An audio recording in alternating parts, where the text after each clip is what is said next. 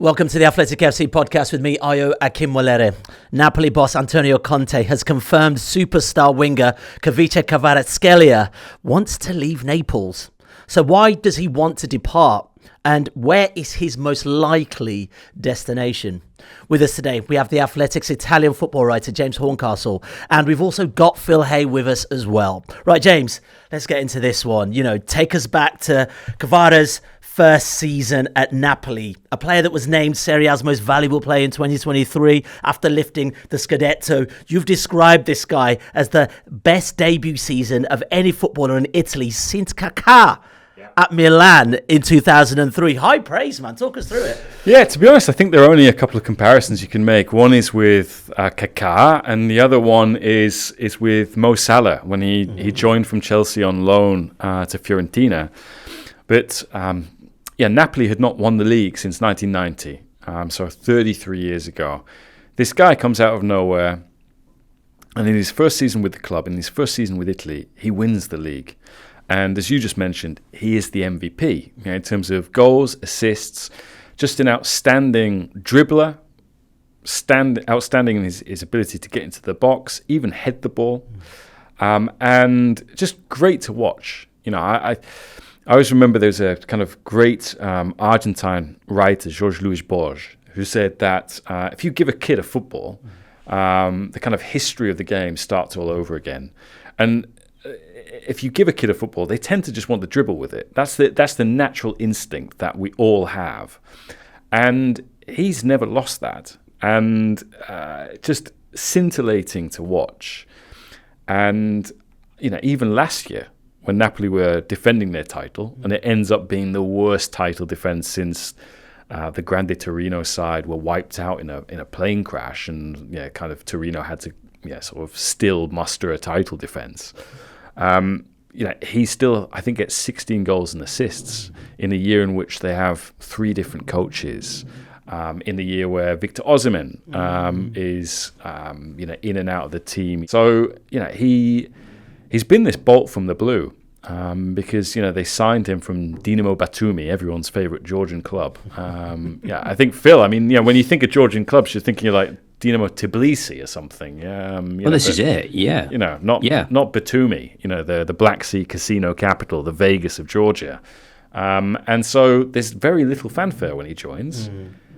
And it's really hard these days for us to know little or nothing about footballers because we all have Mark Carey's, Tom Harris's writing, profiles about, this player in obscurity, and we all know about him. No one knew much about Kvaratskhelia. And so for him to have the impact he did and to show himself to be the talent that he is, quite remarkable. Yeah, we've already reported, I think you did, that he wants to leave Napoli. And you know what's really interesting? When I read that piece, I almost spat my cornflakes out. I looked at how much money he's actually on for a player of his stature. Yeah. It's so bizarre. I think it's like £1.5 million, $1.9 million dollars a year for a player they bought for about 13 million euros. But then Kvaratskhelia has just won the Scudetto, named MVP in Italy, and he's on that kind of money. Yeah, and he had a great Euros as well. I think everyone's second team during the Euros was Georgia because they have this tradition of producing these kind of almost Brazilian-like dribblers. But Kvara, I suppose, how do you explain the salary that he's on? Well, Premier League is operating in a completely different economic stratosphere to Serie A. But it also reflects the kind of obscurity he was coming from, and that Napoli were taking a chance on this guy. It's not often that you sign a player, straight out of Georgia. Now, the kind of curious thing with Kvara is that he had been playing in Russia with Rubin Kazan. Then Vladimir Putin invades Ukraine, and then FIFA passed this legislation which allows anyone in conflict zones, Russia, well, not really, but Ukraine, to be able to unilaterally break their contracts. And so, he goes from Rubin to Dinamo for free, and has like 4 or 5 months there. And then Napoli sign him for 11, 12 million. I've always been curious about, we had Adam Crafton who followed Shakhtar, particularly at the beginning of that conflict. Shakhtar had legal action. They brought legal action about this FIFA legislation, which meant that they lost players who were worth tens of millions to them. And yet Rubin, when I contacted them around the time of Napoli Scudetto, I was like, well, are you not seeking sort of recompense for more money for this incredible player, who it looks like PSG are going to spend 75 million on? And I didn't get a response. So I do wonder, Napoli took a risk, I think, in signing Kvara.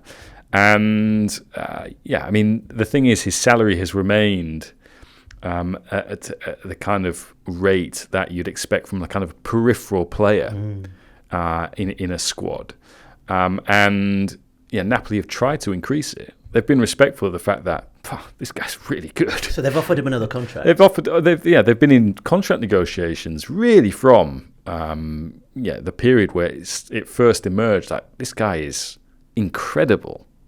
But when it's come to actually agreeing something with his entourage, that has been very difficult. And as Conte said in his pre-match press conference at the weekend, it feels like we're still at the very beginning of those contract negotiations because they've got nowhere. And I think they've got nowhere because, ultimately the player's entourage and the player himself believes it's time for them to move on. Yeah, Phil, James has just sort of insinuated that PSG are in the running here, but I just look at this player, there's something really exciting about him. I'm surprised he's still at Napoli, considering the likes of Osimhen have sort of semi-moved on, and Zielinski, for instance, as well. That real force of a team, and the manager's already moved on as well. But, there's a fair few Premier League teams that could do with a wide player like himself. I just compared him to Martinelli, but come on, Arsenal with a player like that's not a bad shout. It's funny with Kvaratskhelia because he is the hipster's choice, isn't he? And he does definitely have this retro style about him, which kind of harks back a little bit to the era where your best footballers did what they did, played off the cuff. People accepted that, people loved that, and the game has changed and it's moved on. But I always think it's unfair and a mistake to cast him as a wild card or something of that ilk. As James was laying out there, he was a title winner at Napoli and has been part of a Napoli squad who are, high performing again this season. He's played a fair amount to this point. Player of the year in that season when they won the Scudetto as well. So he clearly is capable of fitting into a system. And he's quite simply just a cracking, incredibly engaging footballer.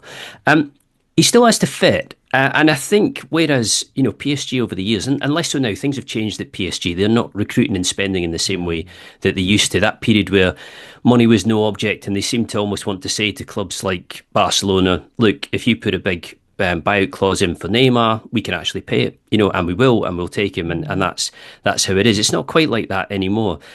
But Liverpool in particular tend to be very particular about who they sign. They don't often, even though this is a sort of market opportunity, they don't often get sucked into spending big money on a whim, or spending on players that they haven't thought much about, or players that they don't necessarily want to take. I think the thing about Kvaratskhelia is that once he's on the open market and if he's available to buy, he's got to be tempting. Because the fact that he is different and the fact that he has the flair and that bit of uniqueness about him is the sort of marginal gain that can do it for a really elite team. And yes, within a system, whether it's Arne Slot's or anybody else, it has to work. But bear in mind that he is only 23, so it's not as if you would be teaching new tricks to an old dog. Quite the opposite. I think there's still an awful lot of development potential there. But it's fascinating listening to James talking about the finances, because Serie A, despite the fact it's a great title race this season, it's a little bit off the map in the sense of being, the prime European league. It just isn't that anymore. And I remember when I was covering Leeds in the Premier League, hearing about the frustration in Italy that middle to lower end Premier League clubs could spend more on players, or could certainly rival your biggest clubs in Italy. That's the way the finances are. And whatever Napoli are offering, it'll be quite obvious to Kvaratskhelia and the people around him that there's much bigger money to be had elsewhere, and that if he comes to the Premier League, his wage will soar. But like you, I was absolutely staggered when I read how much he's earning there, because he's properly elite, and he is the sort of player that you would tie down at the first point of asking. But clearly, it's not that easy in Italy. Yeah, for sure, James. And on that money sense, you can't begrudge a player wanting to go elsewhere to earn that kind of dough if Napoli aren't able to put those kind of numbers up. But I guess what I'm interested is, from your perspective, is what kind of person is he? Is he that loyal player? Or you mentioned his entourage earlier, or is it more of an entourage kind of like, we need to do something for business senses to get you out of Napoli? I mean, Kvara is completely different to, let's say, Victor Osimhen. Osimhen was very vocal about it being, his last year at Napoli, even though he, signed a contract, 3 weeks before he made those comments. You see Osimhen occasionally go on Instagram Live, sort of call out his national team coach, call out owners and that sort of thing. Kvara, you don't really hear a peep from. He's very shy and retiring, complete opposite to how he is on the pitch in terms of him always taking people on. He's quite timid. His Italian, for example, was never the best. He has only been there sort of 2.5 years, and even his English was kind of quite stop-start and that sort of thing. So, he's someone without, I would say, ego. Someone without this kind of, there's nothing at all flashy about him apart from his football. But clearly the people around him see an incredible talent in him.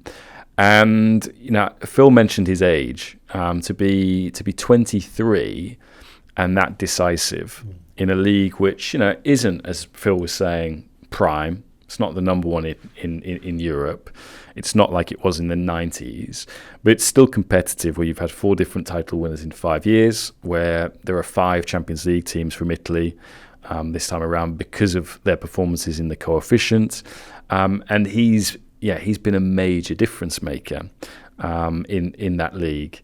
I think it's very interesting.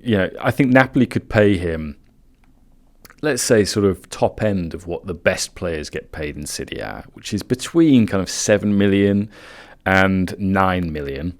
Add-ons might take it to 11 or 12, but that's what you're getting to. It really wouldn't matter. Napoli could cut the best check they could cut, and it still wouldn't be enough to compete with what PSG could offer, what Liverpool could offer, or what a top Premier League club can offer.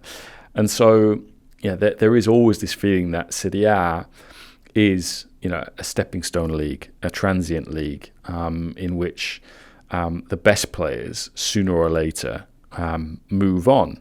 And I think that's particularly you look at Napoli, that has been the case with Ezequiel Lavezzi, Edinson Cavani, Kalidou Koulibaly.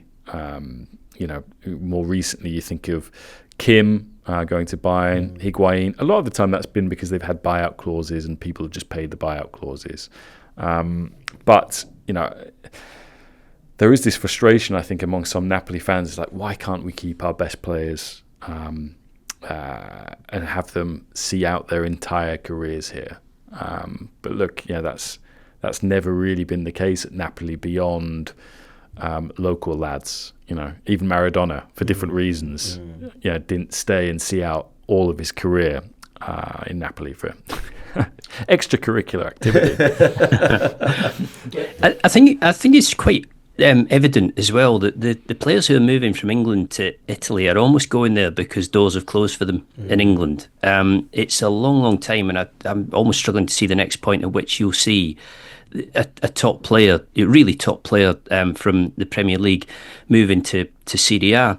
Just to go back quickly to his Kvaratskhelia's character, I mean, I know very little about him beyond his footballing career, and there was an interview done with him by Rory Smith in the New York Times a little while back. Rory's just come to The Athletic recently.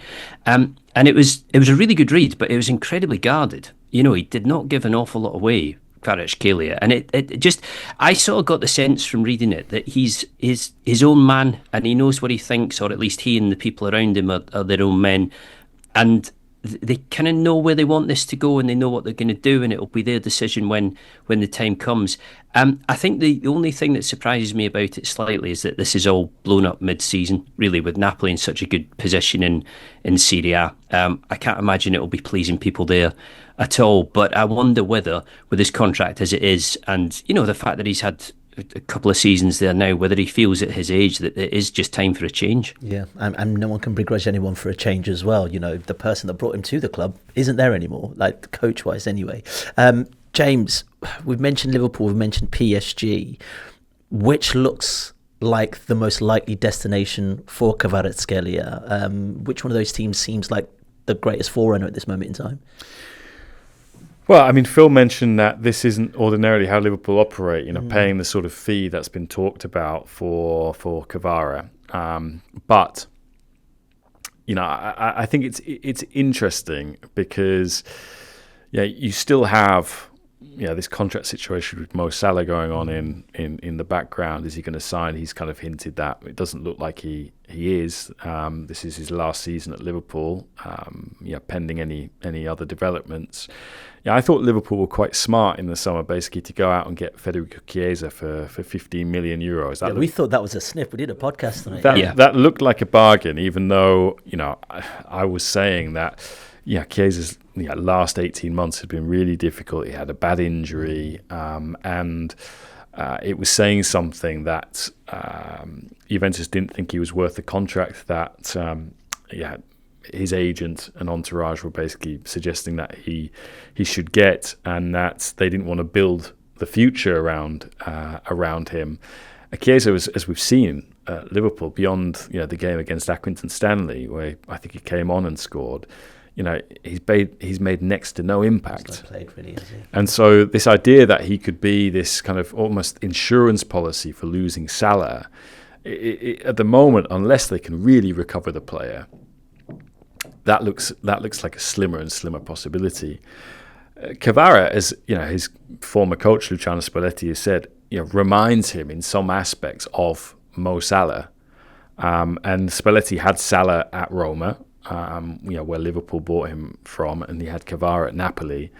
And I think, regardless of how Liverpool are run, you're not paying 120 million for this player. You're not paying 220 million for this player. Yet 70 million for a Premier League club is not all that expensive when your Declan Rices are going for 100 million, when your Jack Grealishes are going for 100 million, and that sort of thing.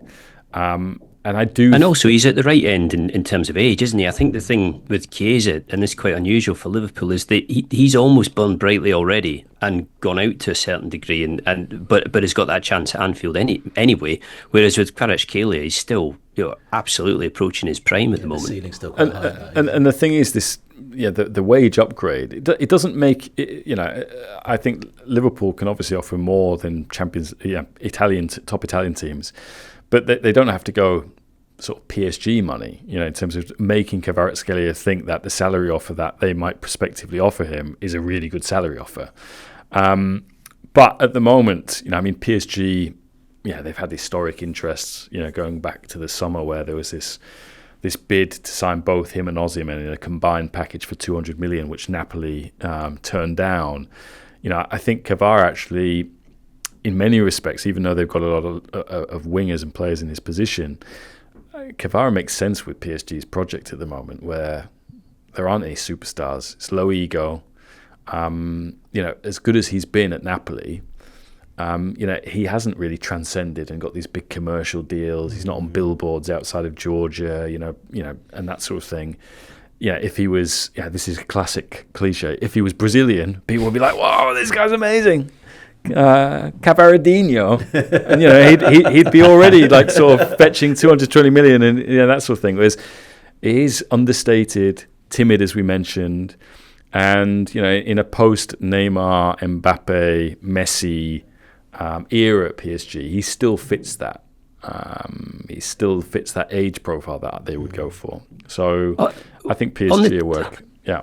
How is Antonio Conte going to handle this? Because Conte is not the flower children, and at that press conference last weekend, I mean, he just laid it all out, didn't he? It was always a case of, if he thinks I'm going to, kind of water down or brush over what's gone on. He can go and play in the road. I mean, he just spelled it out in full. How will he manage this? To be honest, I mean, this season has been a reminder of what a good coach Antonio Conte is, because he's changed his system for Kvara. He said, "Okay, I came in thinking we can play 3-4-2-1.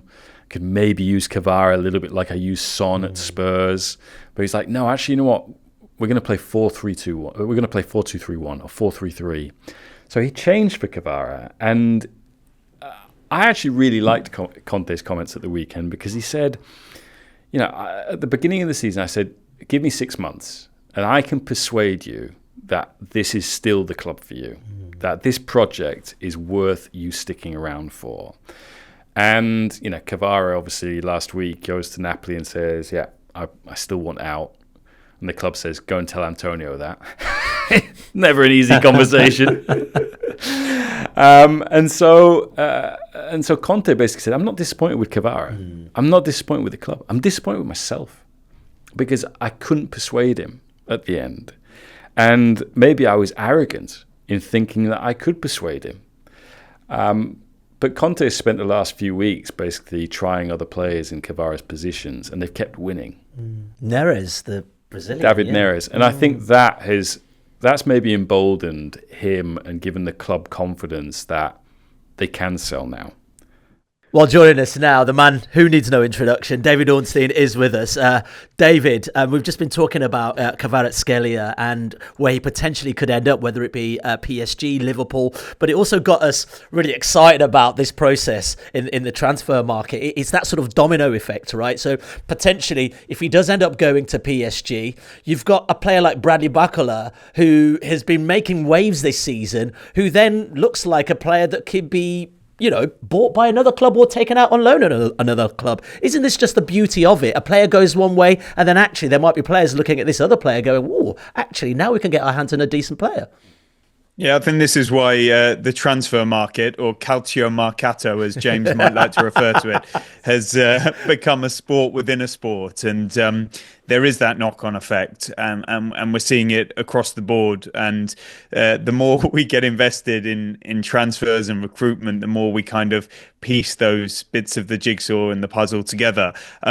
But it doesn't mean it's quite that simple. So, PSG, who definitely working to try and get this deal done. They'll be looking at that in terms of a really good addition of a young player, one of the top attackers in European football, and what they're trying to build at the club post this sort of Galactico era of Messi, Neymar, and Mbappe, as just being right for them. And that doesn't necessarily guarantee that a Barcola moves on loan or permanently. And I know that's got a lot of supporters excited, especially at Premier League clubs, and sort of like, "Oh, we'll take him out," and just guarantee that he'll want to come to your team or he'll be leaving.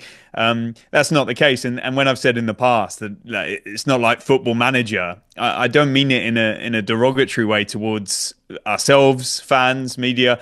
It's just like it's not quite as straightforward as that. And so we'll have to wait and see how it shakes up afterwards. And yeah, you mentioned, Liverpool there.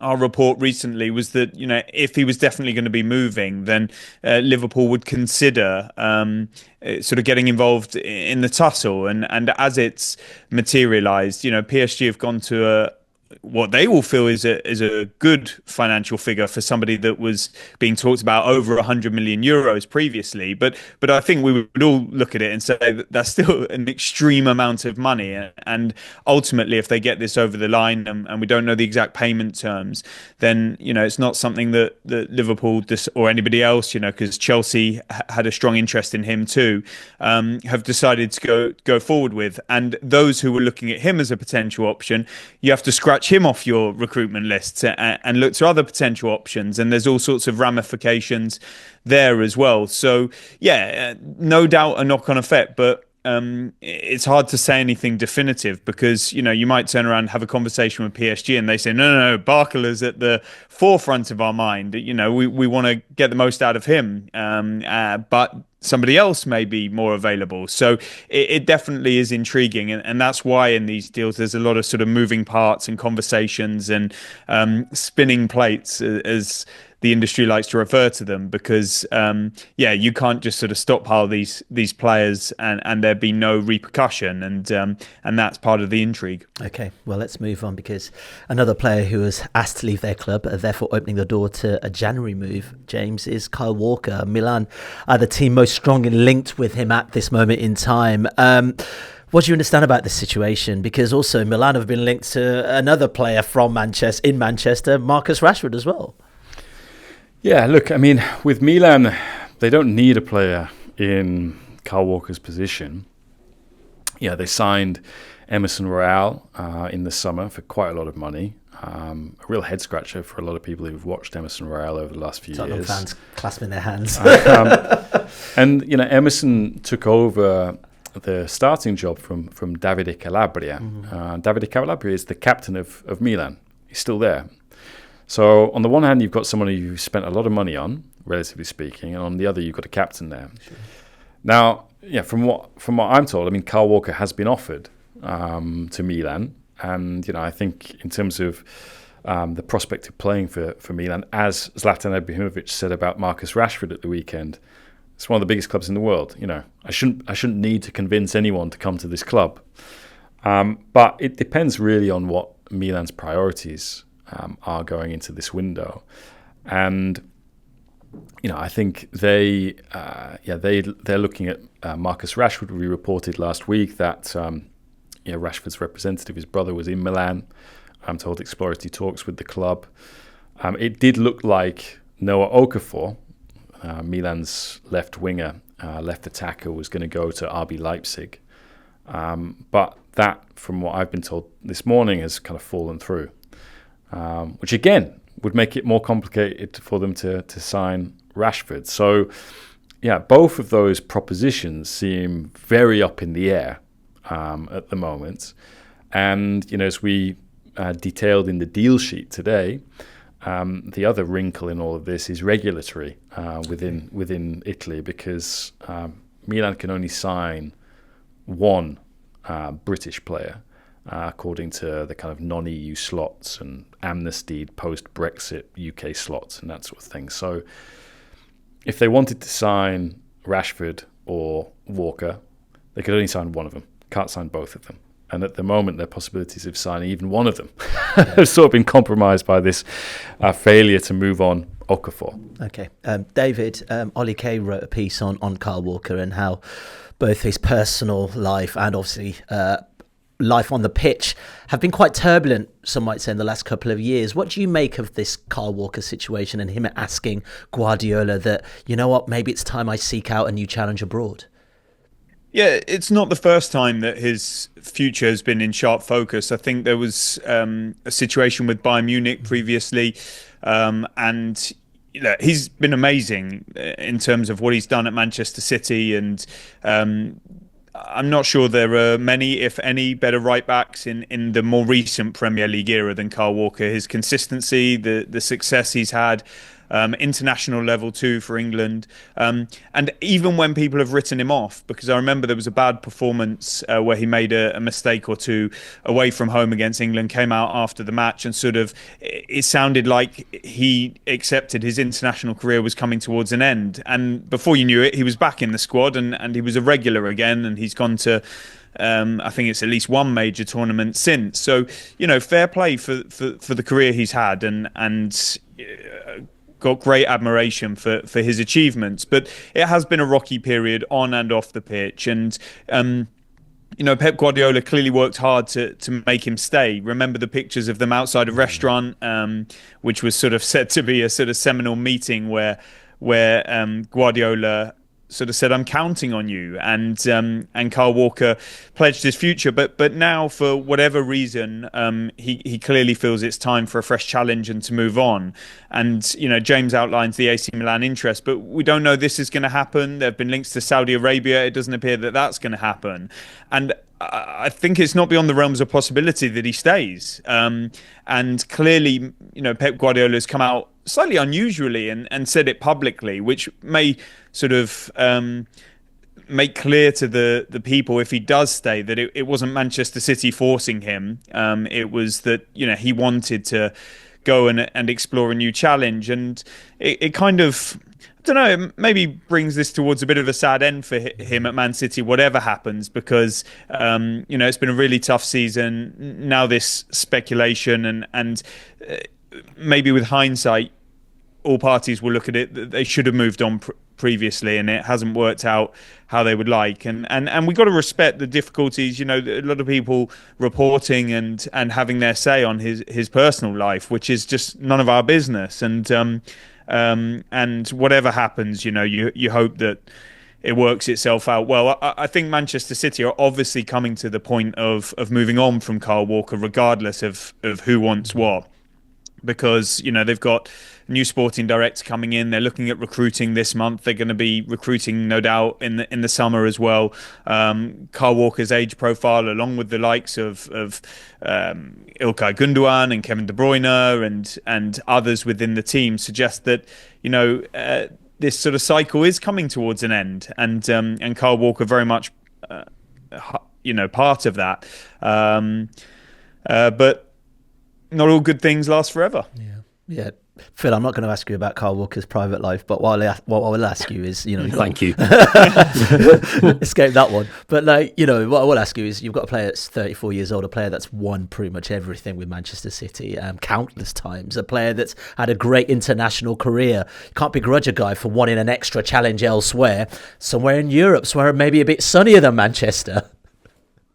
Yeah, I think as much as we don't want to talk about his private life, it will be a factor in this. And I think certainly over the past 4 or 5 months, it's felt as if it's intensified drastically to the point where he is kind of front and centre in the tabloid agenda at the moment. And it's almost like a bit of a perfect storm, where I wonder if a little bit like Marcus Rashford at Manchester United, who's feeling like, he's done with the kind of Old Trafford bubble and needs a fresh start, needs a change, needs to go somewhere else.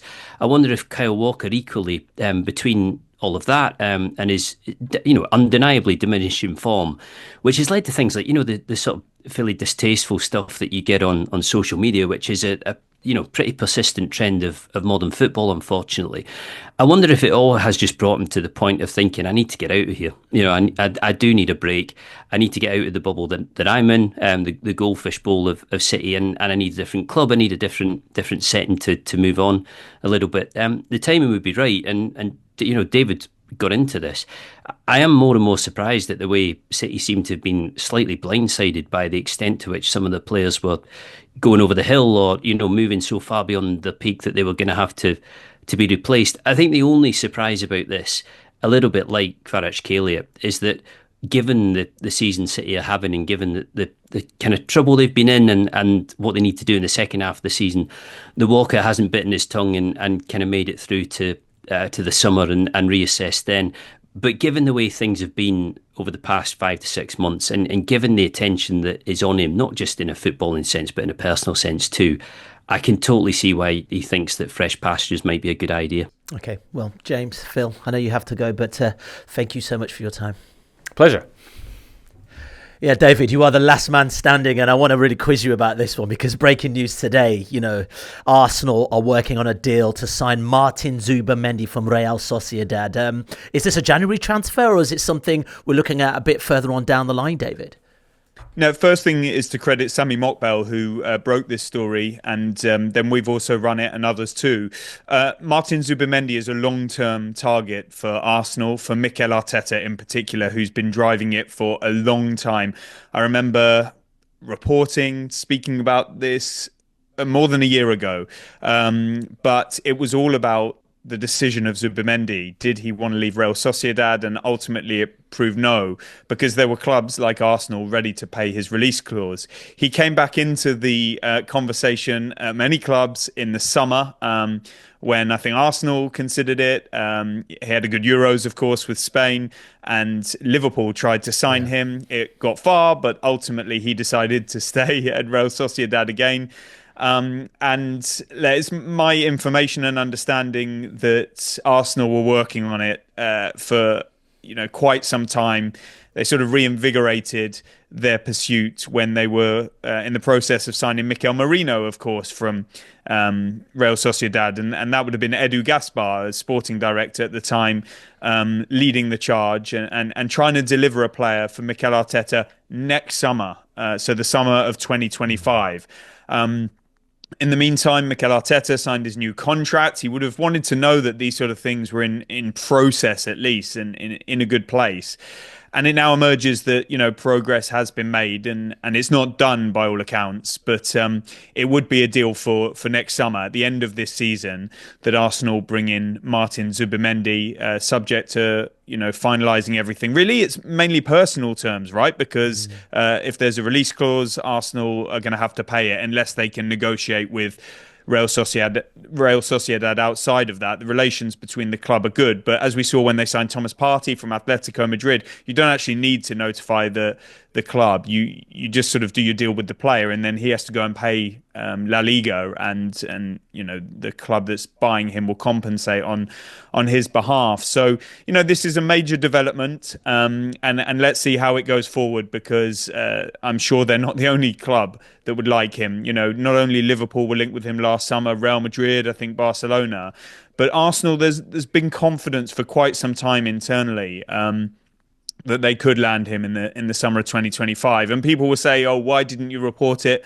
then?" And you're now coming out with it now, and that's because you got to be sure on these things, and that's why I credit Sammy at the start, because he got into a position to be able to get that over the line, and now others have followed, and that's because these situations are fluid. It's not guaranteed that it's done and it's ongoing, and it still may be ongoing, but now it's out in the open that's the one Arsenal are trying to do, and it will be a big moment if they pull it off, because they've wanted him for so long. But it also raises many questions about who plays where, because he's a number 6. Many feel Declan Rice is best at number 6, that Mikel Merino is best in that sort of holding department. And what does that mean for the number 8 role? Does Declan Rice play there, which he's been playing a lot recently, but people think he's better at 6? Does Mikel Merino play there, but he's not been so effective in the 8 role? All these things. Do Arsenal bring in the number 8 on top of that? It's a really fascinating situation. Yeah, that was one of my questions to you, was what does he say about the signing of Mikel Merino in many respects? Because, on paper and based on current form, you probably see a midfield with Odegaard, Zubimendi and Rice. But as we know, Merino is a player that Mikel Arteta wanted. We spoke about it on this podcast. He's a player, after the Euros, had a great competition. Arsenal wanted. Oh yeah, there's no doubt that Mikel Merino is a top player, and Mikel Arteta had this player delivered for him. He's at an age where not got a great deal of time. He needs to hit the ground running, and it's been a mixed start, it's fair to say. He obviously suffered a really unfortunate shoulder injury at the beginning, but it was a big transfer fee. He'll be on a big salary, and he'll be part of the immediate plans.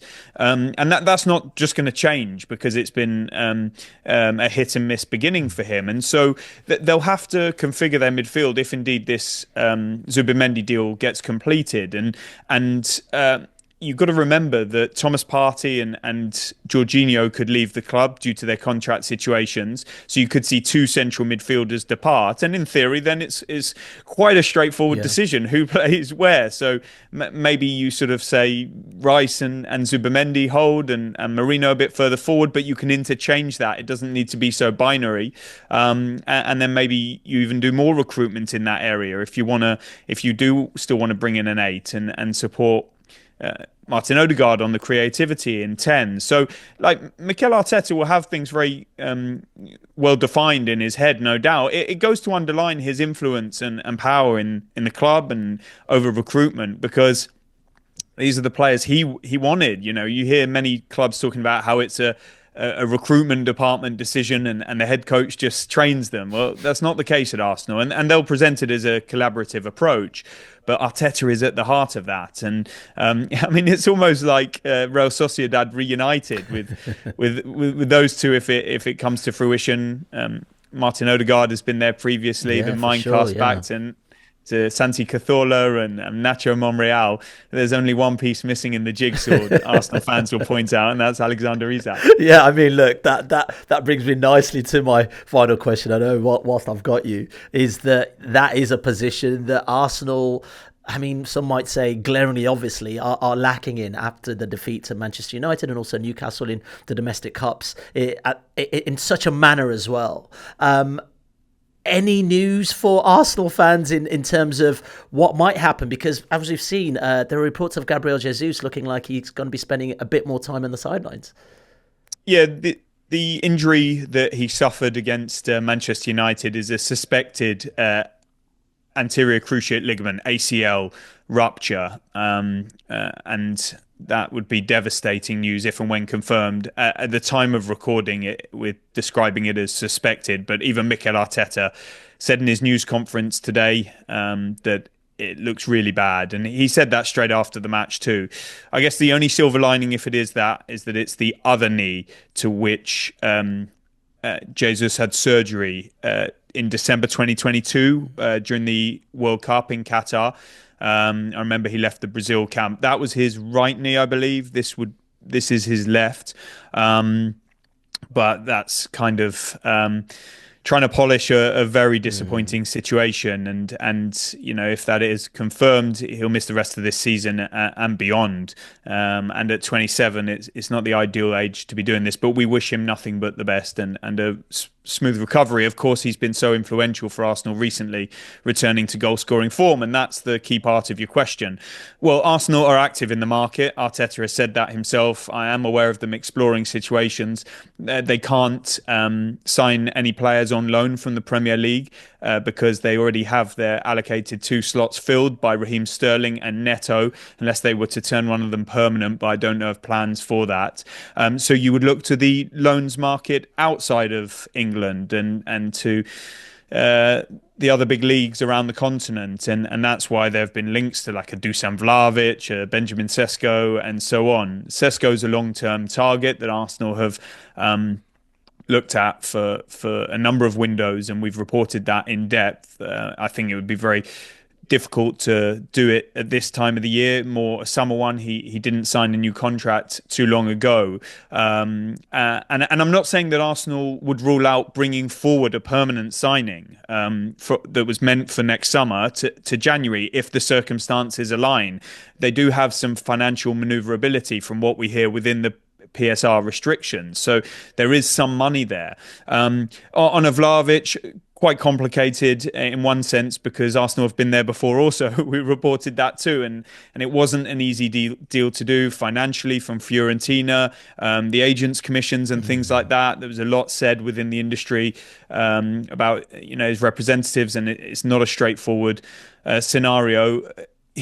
I do understand that Juventus are willing to part with him, but at this point in time, I don't know of Arsenal going for it, and we'll make checks on that.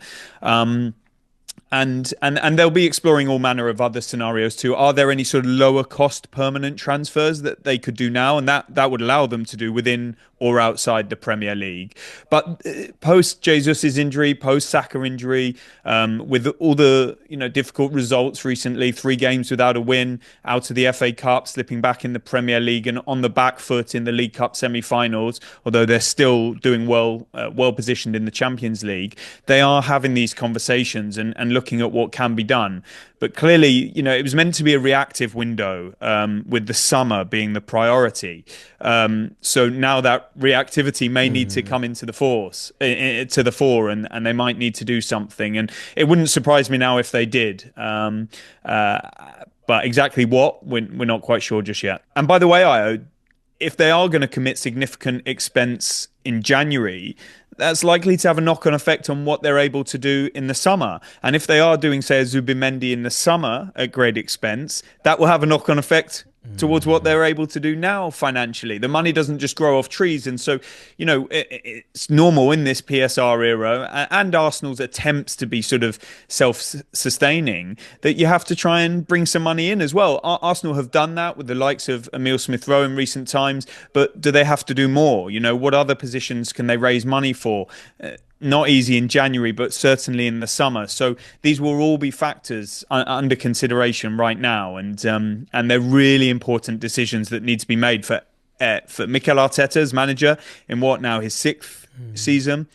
Jason Ato as interim sporting director following Edu's departure, and by the way, that process is ongoing to decide who Edu's permanent successor will be. It's a critical time for the Cronkies at the top of the tree, the board, the hierarchy, and as ever, they'll be judged by their decisions. Yeah, interesting times ahead for Arsenal. David, thanks for your time. Also Phil, and also James Horncastle as well, who joined us earlier. We'll have more on this story and all the other transfer news. Head over to the Athletics transfer deal sheet. The latest one is available to read right now. And we'll be back tomorrow. Thanks for listening. If you want to watch more episodes of the show, please subscribe to the channel. We'll be joined by the likes of David Ornstein, Matt Slater, Adam Crafton, Carl Anker, and plenty more through the season. If you'd like to listen to the episodes in full in audio form, search The Athletic FC wherever you get your podcasts from.